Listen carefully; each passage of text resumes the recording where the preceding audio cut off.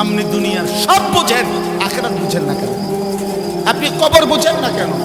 এই বাপ, আরে আমার কথা রাগ হইয়েন না।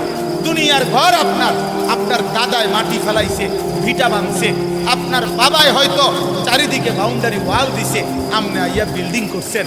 3 পুরুষ লাগাইয়া, 4 পুরুষ লাগাইয়া হয়তো দুনিয়া সাজানো যায়, দুনিয়ার ঘর তৈরি করা যায়, কিন্তু মাটির নিচে আপনার আরেকটা ঘর আছে, সেই ঘরের নাম কবর। এই কবরের ঘর আল্লাহর কসম, আপনারটা আপনি না সাজাইলে জিফুত নাতি নাতনি সেটা সাজাইতে পারবে না, পারবে না, পারবে না, না। এই জন্য মাটির উপরে ঘর পরের ওয়ালারাও করতে পারবে, কিন্তু মাটির নিচের ঘর আমাকেই সাজাইতে হবে। এই পৃথিবীর সব ছেড়ে দেওয়া যায় দোস্ত, আল্লাহকে ছেড়ে দেওয়া যায় না। আল্লাহকে ছেড়ে দেওয়া ঠিক না বাপ, বাপ ঠিক না। এই প্রজন্ম তোমরা এখন খুব বেশি বাড়াবাড়ি করছো, তোমরা বেশি বাড়াবাড়ি করছো। এই বর্তমান জেনারেশন, তোমরা যারা কিশোর যুবক, 14 বছর, 16 বছর, 18 বছর, 20 বছর, 22, 25, 24 বছর, তোমরা অতিরিক্ত বাড়াবাড়ি করছো। তোমাদের এই সীমাহীন অহংকার, তোমাদের এই অধ্যত্ত, তোমাদের এই গুনায় ভরা 24 ঘন্টার জিন্দিগি, তোমাদের উপরে খোদার কসম দুনিয়াতেই বড় সড় আযাব। প্রিয় বাবা, সন্তান আমার, তোমরা এমন অগণিত ছেলে, তোমরা এখানে সারা বাংলাদেশের ছেলে না, মনে করো 10, 20, 50 কিলোমিটারের ছেলে, তাহলে 20-50 কিলোমিটারের ছেলে তোমরা, আমরা যদি এখন দাঁড় করাই তাহলে অধিকাংশই মিলবে না। সারাদিনে 1 ওয়াক্ত নামাজ পড়া, 365 দিনে, খোদার 1 বছরে কোনোদিন ফজরের নামাজ পড়লা না। আমার প্রিয় সন্তান, মুসলমান তো নিকৃষ্ট হয়। তুমি মুসলমানের বাচ্চা,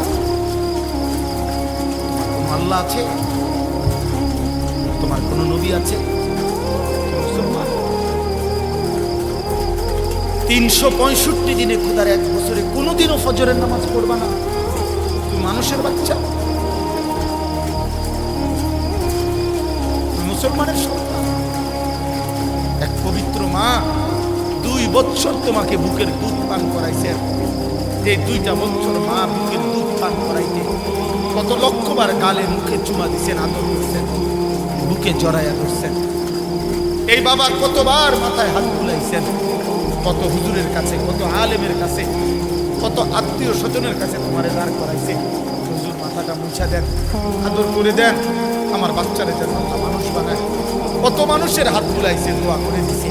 তোমার চাচি, তোমার মামি, তোমার ফুফি, তোমার খালা, তোমার দাদি, তোমার নানি, তোমার দাদা, তোমার নানা, তোমার গ্রামের হুজুর, তোমার মসজিদের ইমাম সাহেব, তোমার মসজিদের মুয়াজ্জিন, তোমার এলাকার কোনো আলেমে দ্বীন, এতগুলো মানুষের হাত বুলাই দিছে। মা তোমারে পবিত্র স্নেহে বুকের দুধ পান করাইছে। বাবা তোমার জন্য উপার্জন করতে গিয়ে মিনিটের পর মিনিট, ঘন্টার পর ঘন্টা, ভরা দুপুরে মাথার ঘাম পায়ে ফেলাইছে। বিনিময়ে বাবার স্বপ্ন এই ছিল, মায়ের স্বপ্ন এই ছিল, 16 বছর বয়সে তুমি সারা রাত নারী দেখবা, উলঙ্গ ছবি দেখবা, জিনার ব্যভিচারের দৃশ্য দেখবা, 1 ওয়াক্ত নামাজ পড়বা না। না আল্লাহ চিনলা, না রসুল চিনলা, না সুন্নাত চিনলা, না দিন চিনলা, না নামাজ চিনলা, না গোলামি চিনলা। হায় হায় মুসলমানের বাচ্চা, এত বড় নাফরমান কেমনে হইলি বাপ? এই বাপ, মায়ের দুধের এই বদলা? এই নাফরমান, যারা বেঈমানের মতো চুল রাখছো, তোর কোনো বাপ নাই? তোর আব্বা তোর এই চুলটা রাখা শিখাইছে? তুই জন্মের পরে বাপ দেখো নাই? তোর জন্মের পরে তোর কোনো বাবা ছিল না? তোর কোনো অভিভাবক নাই বেটা? তোর এলাকার কোনো মানুষ নাই? তোর কোনো মুরব্বী নাই? কোন বেঈমানের মতো চুল রাখে? ফুটবলের খেলোয়াড় তোর বাপ বেটা? কথা বলে না। ক্রিকেটের খেলোয়াড় তোমার আব্বা? আর্জেন্টিনার ওই বেঈমান তোর বাপ বেটা? ওই মুশরিক বেঈমানের মতো চুল রাখলি কেন? বল বেটা। এই ছেলেরা বলো না, কি তামসা দেখতে আইছো? তুমি ভোটে দাঁড়াইছি তাইলে? আজকের দিনে এই এখন বললাম, এশার নামাজ যারা পড়ো নাই, মাগরিবের নামাজ পড়ো নাই, আজকের সারা দিনে 1 ওয়াক্ত নামাজ পড়ো নাই, তোমার ভালোবাসা দিয়ে আমি কি করব? তোমার ভালোবাসা দিয়ে আমি করব কি বেটা? কি করবো আমি বেটা? না ফরমান, তুমি বের হয়ে যা বেটা, বাইরে বেটা, তোর মতো অপদার্থ দিয়ে আমি করবো কি বেটা? আমি তো এত 5 ঘন্টা সফর করে আইসাও, আমি তো আমার জামাতে আগে এশার নামাজ পড়ছি, এরপরে এখানে আসছি। তোমরা যারা নামাজ পড়লা না, বাইরে হও এখন। তুমি তো আল্লাহর দুশমন, তুমি তো রাসূলুল্লাহর দুশমন, তুমি আমার প্রিয় হবা কিভাবে? তুমি কইবা আমি আপনারে মহব্বত করি, হুজুর আমি আপনার খুব ভক্ত, আমি আপনার লেগে গেলাম একদম মক্কল ঠাউরাইছে, ব্যাককল ঠাউরাইছেন আমাদের। বলো মিয়া, এমন মালিক বললা কেন? এমন রব ছেড়ে দিলা কেন? বলো আব্বা বলো, আজকে ওয়াদা করো, আজকের রাত থেকে নামাজ পড়বা, বলো ইনশাআল্লাহ। এখন পড়বা, বলো ইনশাআল্লাহ। এই নওজোয়ান, এখন বলো ইনশাআল্লাহ। 30 বছরের নিচে যাদের বয়স, তোমরা হাত তোলো, হাত তোলো যাদের বয়স 30-এর নিচে। কি পরিমাণ দেয়? বলো ইনশাআল্লাহ নামাজ পড়বো, ইনশাআল্লাহ ফজর পড়বো, ইনশাআল্লাহ। জোরসে বলো ইনশাআল্লাহ, আরো জোরে বলো ইনশাআল্লাহ। কোন নামাজ? কোন নামাজ? আবার বলো, জোরসে বলো, সবাই বলো ইনশাআল্লাহ। আমি ওয়াদা দিলাম, হাদিসের বক্তব্য এটা, মুসলমানের যে সন্তান ফজর পড়বে নিয়মিত, ইনশাআল্লাহ ওই সন্তান আগামী দিনে ইমাম মাহদীর সৈনিক হবে, দাজ্জালের বিরুদ্ধে লড়বে, পৃথিবীর শেষ ইহুদিটাকেও জিহাদ করবে তাদের বিরুদ্ধে, এবং ওই নওজোয়ানদের দ্বারাই সারা বিশ্বময় কালেমার পতাকা উড়বে। ফজরের মুসল্লি যারা মাহদীর সৈনিক, তারা ফজরের মুসল্লি যারা দাজ্জালের বিরুদ্ধে লড়বে, তারা ফজরের মুসল্লি যারা ইহুদিদের বিরুদ্ধে জিহাদ করবে, তারা ফজরের মুসল্লি যারা বিশ্বময় কালেমার পতাকা উড়াবে, তারা ইনশাআল্লাহ। এটা হাদিস, এটা হাদিসের বক্তব্য থেকে।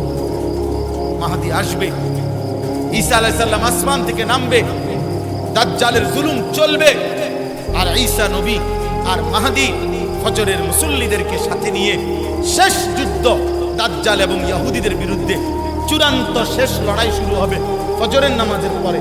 ফজরের মুসল্লিদেরকে সাথে নিয়ে, ফজরের মুজাহিদকে সাথে নিয়ে আসরের নামাজের ভিতরেই মসজিদে আকসা বিজয় হবে, দাজ্জাল নিহত হবে, শেষ ইহুদি কুত্তাটাও নিহত হবে, ইমানের পতাকা উড়বে ইনশাআল্লাহ।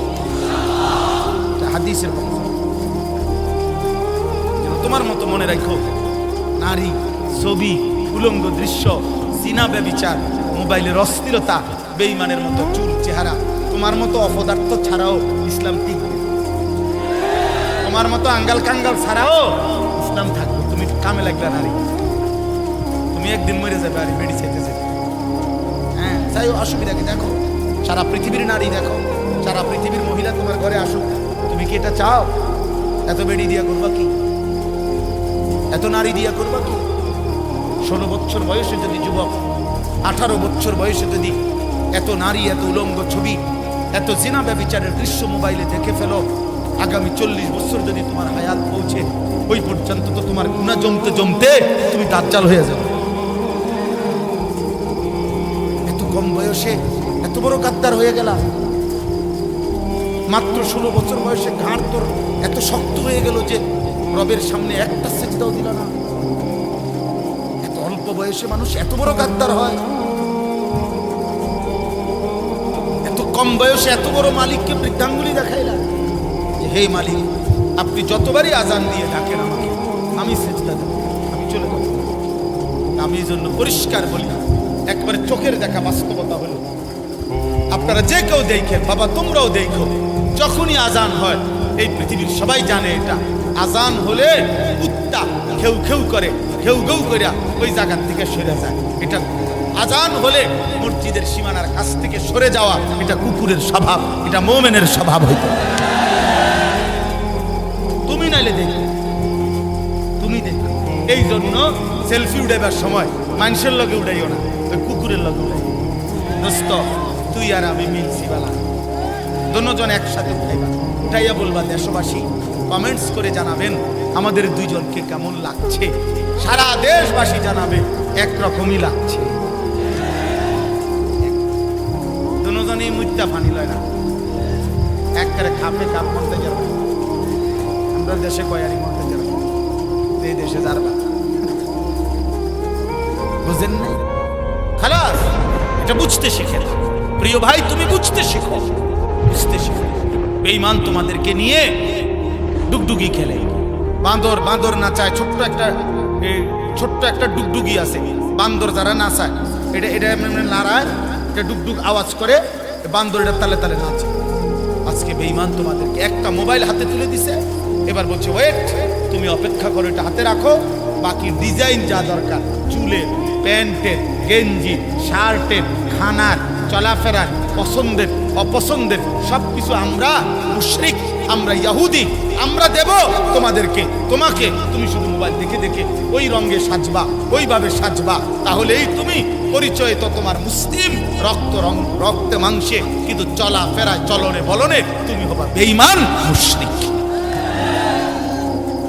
আজকে বেঈমান তোমাদের হাতে মোবাইল তুলে দিয়ে তোমাদেরকে পুরা নিয়ন্ত্রণ করছে, মাসরুর বানায় দিছে, জাদুগ্রস্ত বানায় দিছে। আমার বাপ, এমন ভুল করো না বাপ। 365 দিন একটা বছর কোনোদিন ফজরের নামাজ পড়ো নাই, মুসলমান এমন হইতে পারে না। মুসলমান এত নিকৃষ্ট হইতে পারে না। 30 বছর মুসলমান সুদ খাচ্ছেন বাবা, মুসলমান এত নিকৃষ্ট হইতে পারে না। 60 বছর বয়স বাপ, এই চাচা এখনো বিড়ি সিগারেট খান, মুসলমান এত বদভ্যাসওয়ালা মুসলমান হইতে পারে না। 60 বছর বয়স এখনো চা দোকানে বসে নারী দেখেন, গান বাদ্য শোনেন, সিনেমা নাটকের নর্তকীর ছবি দেখেন, মুসলমানের বুড়া এত অভদ্র হওয়া উচিত না। এত অভদ্র মুসলিম বৃদ্ধ হইতে পারে না, এত বেহায়া মুসলমানের বুড়া চাচা হইতে পারে না। আপনার থেকে আপনার সন্তান আখলাক শিখবে, আপনার থেকে আপনার দেশবাসী আখলাক শিখবে, আপনার নাতি নাতনি আখলাক শিখবে, আপনার মহল্লার ছেলেরা আখলাক শিখবে। আপনি প্রকাশ্য দিবালোকে বসে বসে বিড়ি খান, সিগারেট খান, কথা বলতে লাগলেই গালি দেন, নাটক সিনেমা নর্তকীর ছবি, নাটক সিনেমা টেলিভিশনে দেখেন, আস্তাগফিরুল্লাহ। এটা মুসলমানের বুড়া? মুসলমানের দাদার আদর্শ এটা হবে? মুসলমানের চাচার আদর্শ এমন হওয়া উচিত? আল্লাহ আমাদেরকে হেফাজত করে, আল্লাহ আমাদেরকে হেফাজত করে। আমি বললাম আল্লাহর কোরআন থেকে বঞ্চিত হবেন না। প্রিয় ভাই নওজোয়ান, তুমি শিখো, তোমার স্কুলের পড়ার ফাঁকে তুমি শিখো। তুমি শুক্রবারে একটা টাইম বাইর করো, বৃহস্পতিবারে একটা সময় বাইর করো, তুমি ফজরের পরে একটা টাইম বাইর করো, তুমি ফিকির করলে একটু একটু। আজকে বাংলাদেশে আলহামদুলিল্লাহ আমাদের মহান বুজুর্গদের ধারাবাহিক মেহনতে আল্লাহর দয়ায় আজ বাংলাদেশের অবস্থা হলো এমন 1 কিলোমিটার জায়গা নাই যে 1 কিলোমিটারের ভিতরে কোন মাদ্রাসা।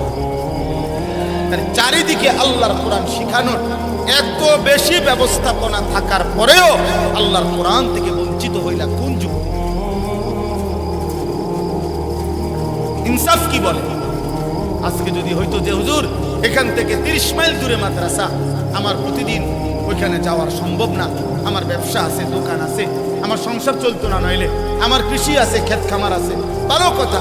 সাহাবায়ে কেরাম এক বেলা কৃষি করতেন, এক বেলা নবীর কাছে দ্বীন শিখতেন, এক বেলা খেজুর আঙ্গুরের বাগানে কাজ করতেন, আরেক বেলা নবীজির কাছে দ্বীন শিখতেন।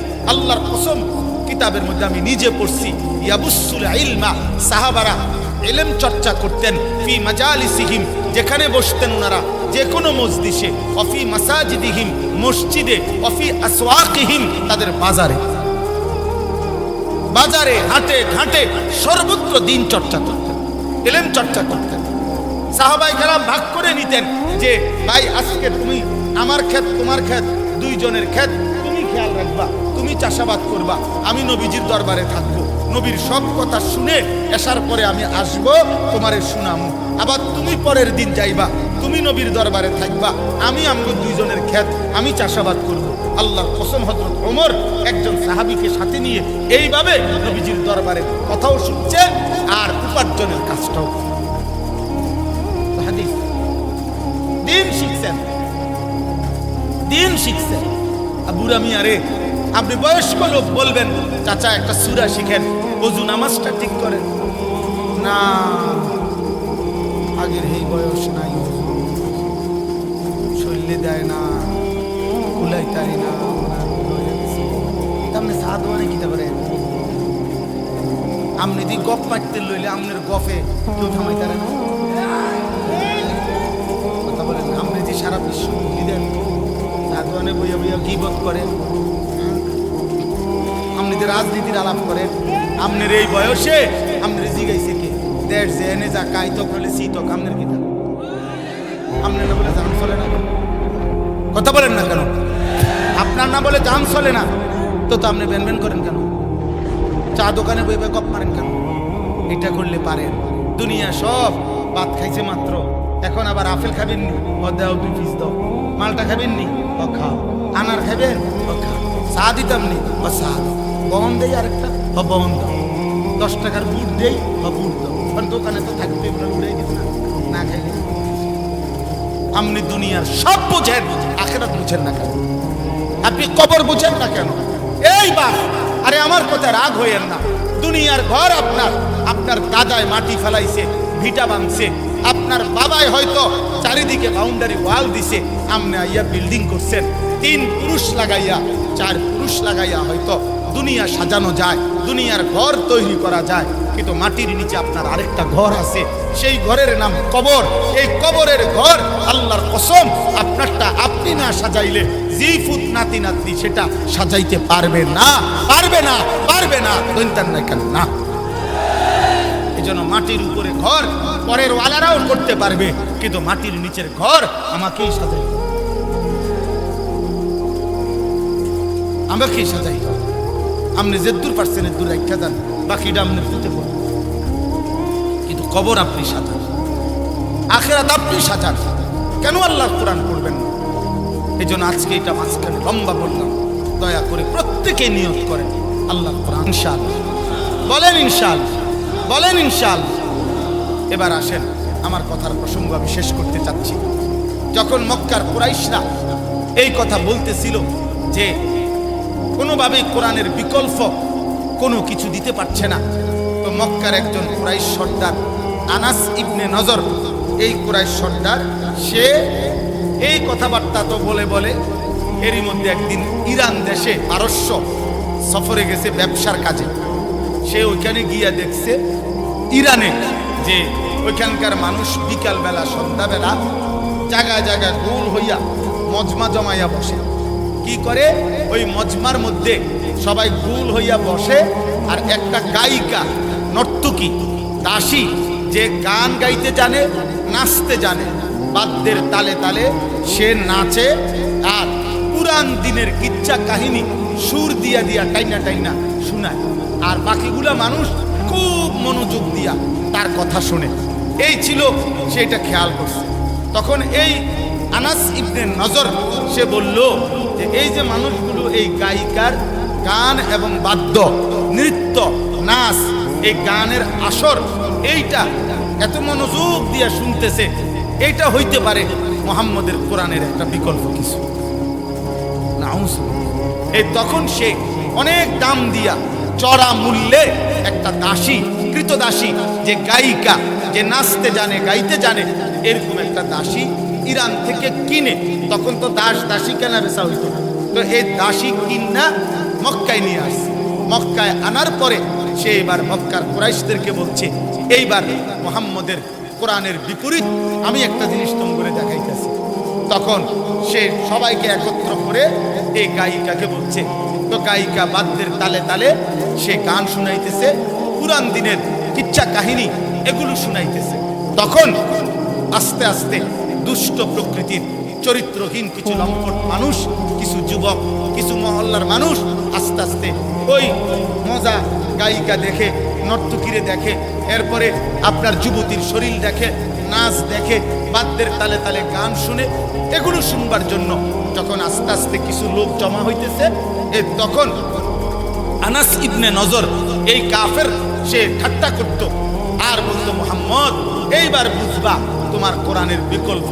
দেখি তোমার কোরআন শুনে কয়জন, আমার নর্তকীর গান শুনে কয়জন।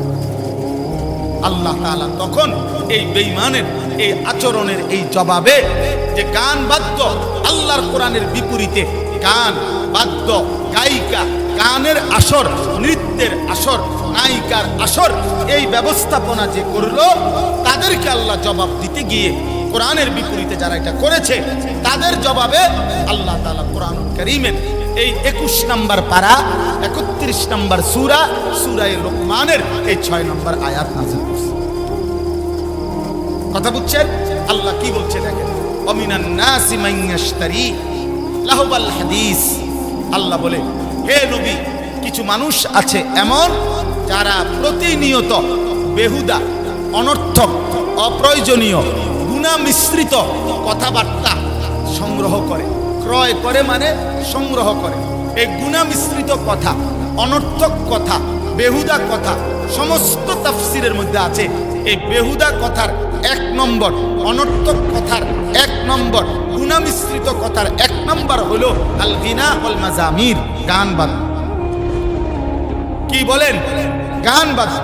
হযরত আব্দুল্লাহ ইবনে মাসউদ রাদিয়াল্লাহু তাআলা আনহু আল্লাহর কসম করে বলছে, ওয়াল্লাহিল্লাযী লা ইলাহা ইল্লা হু লাহুল হাদিস ওয়াল গিনা। তিনি বলেন ওই আল্লাহর কসম যার তিনি ছাড়া আর কোনো ইলাহ নাই। সাহাবী বলেন এই অনর্থক কথা বলতে এখানে বোঝানো হয়েছে গান।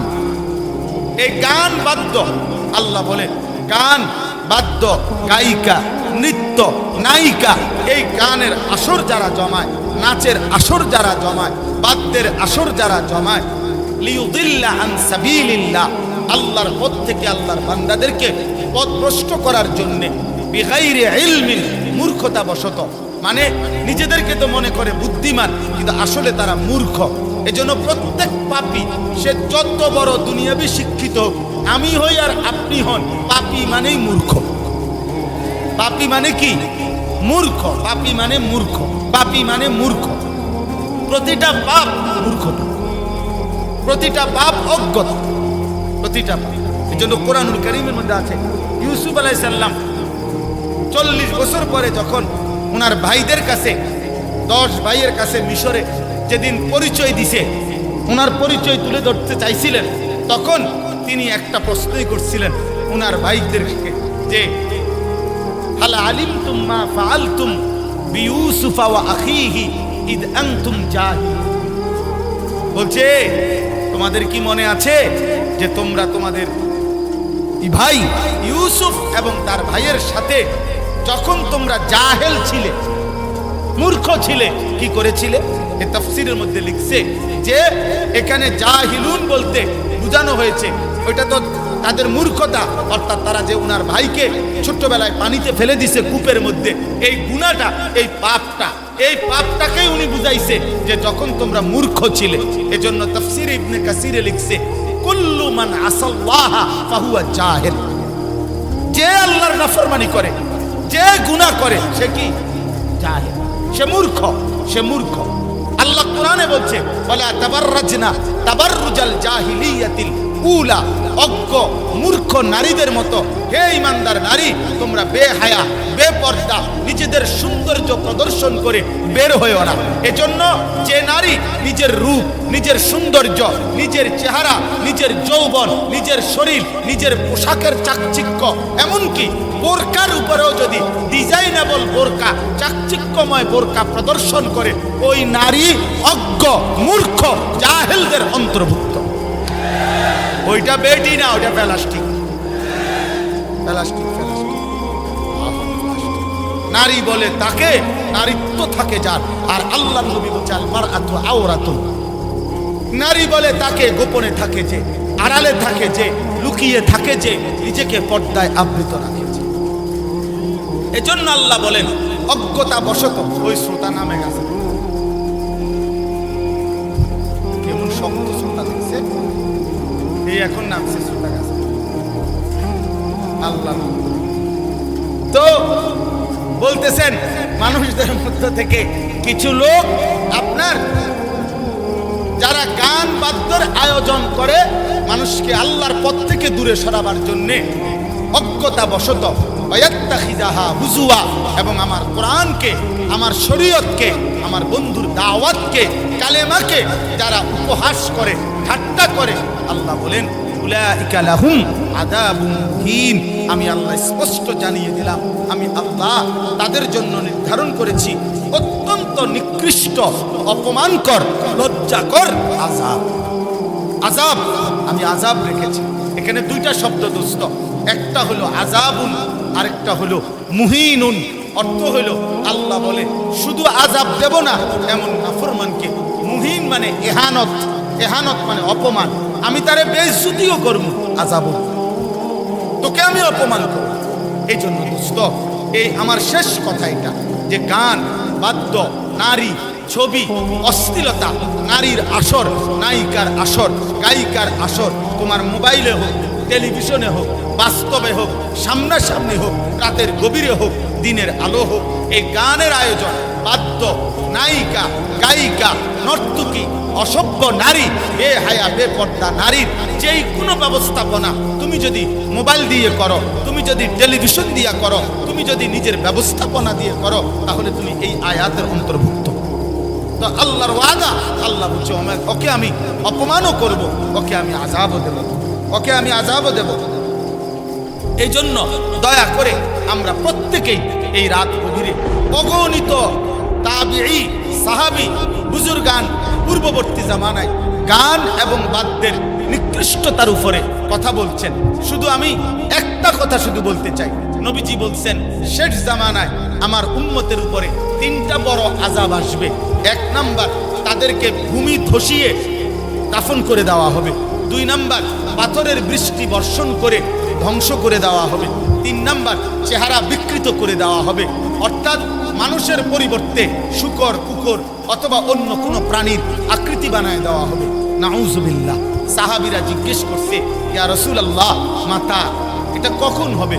নবীজি বলছেন ইজা যাহারাতিল কাইনাত ওয়াল মাআজিফ, যখন গায়িকা বেড়ে যাবে, যখন বাদ্যযন্ত্র বেড়ে যাবে, ওয়াস্তাহাল্লাতিল খামরা, এবং লোকেরা হালাল পানির মতো হালাল মনে করে মদ পান করতে থাকবে।